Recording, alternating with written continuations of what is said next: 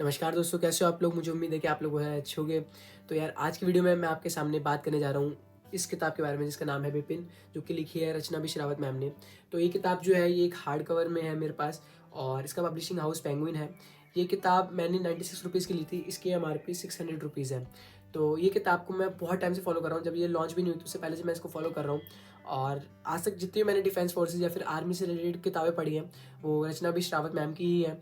और उनकी writing style मेरे को बहुत ज़्यादा पसंद है। जिस तरीके से वो लिखती हैं, जिस तरीके से वो हमारे सामने प्रेजेंट करती है बातों को इंटरव्यूज़ के थ्रू, कहानियों के थ्रू। बेसिकली इस किताब में दो तरीके से कहानी चलती है। एक तो कि जो बिपिन रावत जी के साथ उनके जो कलीग्स रहे हैं या फिर उनके जो फैमिली मेम्बर्स रहे हैं या फिर जो उनके फ्रेंड्स वगैरह रहे हैं, उन सभी के जो है इंटरव्यूज़ हमारे को यहाँ पर बताए जाते हैं। और उन इंटरव्यूज़ में सबसे पहले हमें बताया जाता है कि जब 8 दिसंबर 2021 को बिपिन रावत जी के हेलीकॉप्टर क्रैश की खबर आई थी, तो उनके जो लव्ड वंस है या फिर जो पूरा भारत जो उन्हें प्यार करता है उसका क्या रिएक्शन था, क्या क्या उन लोगों को उस टाइम पर महसूस हुआ। तो इस तरीके से ये बुक लिखी जाती है। पहले तो मैं आपको बता दूं, इस बुक की जो लैंग्वेज है वो बहुत ज़्यादा ईजी है। इस बुक के अंदर अराउंड 200 टू 250 पेजेस हैं। बट जो बुक लिखी गई है उसके अंदर वर्ड्स इतने ज़्यादा नहीं है। तो अगर आपने आज तक कोई बुक नहीं पढ़ी है और अगर आप डिफेंस फोर्सेस से रिलेटेड कोई बुक पढ़ना चाहते हैं तो आप इसको बहुत आसानी से पढ़ सकते हैं। अगर मैं आपको बताऊं कि यार आपको ये बुक पढ़नी चाहिए या नहीं पढ़नी चाहिए, तो मैं आपको हाईली रिकमेंड करूंगा, आपको ये बुक ज़रूर पढ़नी चाहिए। मेरी लाइफ में मेरा मतलब एक था यार, एक इच्छा थी मेरी, ये आप बकेट लिस्ट समझ सकते हैं कि कुछ पर्सनैलिटी से मिलने का मन करता है ना आपका, उनमें से एक बिपिन रावत सर थे। बट अनफॉर्चुनेटली आज वो हमारे बीच में नहीं है। और मैं बहुत फील करता हूँ कि हम जितना बिपिन रावत सर को जाने हैं, हम उससे कई ज़्यादा जानते हैं, उससे कई ज़्यादा अच्छे काम वो हमारे देश की प्रगति के लिए, हमारे डिफेंस फोर्सेस को मजबूत बनाने के लिए करते हैं। जब वो बहुत छोटे थे तो उनका उसमें नेचर बताया गया है कि वो शुरुआत से बहुत ज़्यादा शांत स्वभाव के बच्चे थे, थोड़े से इंट्रोवर्ट टाइप के भी आप कह सकते हैं। पर वो एक ना मतलब जो कहते हैं कि एक जो परफेक्ट बच्चा हो सकता है कि माँ बाप की बात सुनने वाला, बहुत शांत, सबका ध्यान रखने वाला, वैसे टाइप का उनका कैरेक्टर था। उसके बाद उनके बचपन के एक्सपीरियंस बताए गए हैं। उनके जो छोटे भाई थे विजय रावत जी, वो थोड़े से शरारती थे उनके कंपैरिजन में। और कैसे उनके सारे एक्सपीरियंस रहते थे, वो देहरादून में रहते थे तो कैसे वो अपने मस्ती करते थे, उनके कज़न वगैरह आते थे, वो पड़ोसी के बाग से फल चुराते थे। तो मतलब जैसे बच्चों को उस टाइम पे एक्सपीरियंसेस रहते होंगे, वो खेलते होंगे आपस में, वो मस्ती, वो बातें, वो शरारतें इस बुक के हमें कुछ इनिशियल चैप्टर्स में पता चलती है, जब उनके स्कूल फ्रेंड या फिर स्कूल टीचर के इंटरव्यूज़ हमें यहाँ पर मिलते हैं। और फिर बताया जाता है कि जब वो बड़े हो जाते हैं, सीडीएस रैंक तक पहुँच जाते हैं, उसके बाद भी वो इतने हम्बल, इतने डाउन टू अर्थ रहते हैं और इतने ज़्यादा एनर्जेटिक वो इस उम्र में भी थे।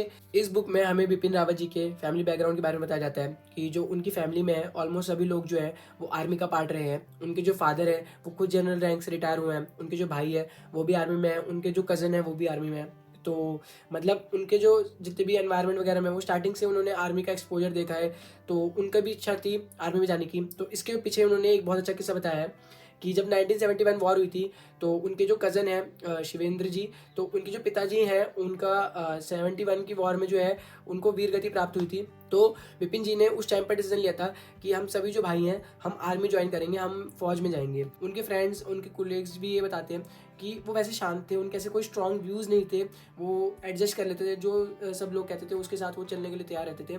बट अगर उनको कोई बात समझ में आ जाए, फिर वो कोई कमिटमेंट कर ले, क्योंकि आजकल ये बहुत ज़्यादा ना देखने के लिए मिलता है हमें, हम खुद ये अपने अंदर महसूस करते हैं कि हम कुछ बातों को कमिट कर लेते हैं बट उसके ऊपर टिके नहीं रह पाते। तो उनके इस नेचर से हम ये सीख सकते हैं कि यार चाहे कोई भी कमिटमेंट लो उसके ऊपर टिके रहो, उसके ऊपर बने रहो, नो मैटर व्हाट आपको कितनी ज़्यादा परेशानियों का सामना करने पड़े।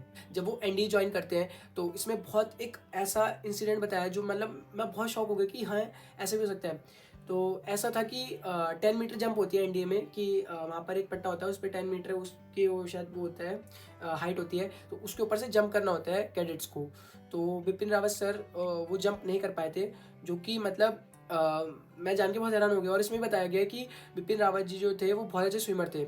उस टाइम पे पता नहीं उनके दिमाग में क्या चल रहा होगा, उनके पेरेंट्स वगैरह सब बहुत ज़्यादा शौक थे कि विपिन रावत जी जो बहुत ज़्यादा स्टार्टिंग से स्ट्रॉन्ग चाइल्ड रहे हैं, हर काम वो कहते हैं हर काम वो करते थे और हर परेशानी को बहुत स्ट्रांगली उसका सामना करते थे। तो वो ये जो 10 मीटर जंप वाला जो टास्क नहीं कर पाए उसकी वजह से उनको एनडीए में जो है पीछे होना पड़ा। वो 6 महीने शायद पीछे हो गए थे, तो उससे उनकी सीनियरिटी में फ़र्क पड़ गया।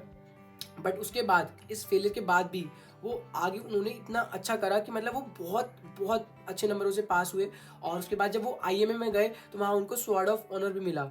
उनका इस कमिटमेंट और नेवर गिव अप एटीट्यूड को लेकर एक और चैप्टर हमें बताया जाता है। जब आईएमए में उनका एक बॉक्सिंग मैच हो रहा था एक अपने साइज से बड़े साइज वाले बॉक्सर से, और वो जो बंदा था वो टेक्निक में भी बहुत ज़्यादा अच्छा था विपिन सर से।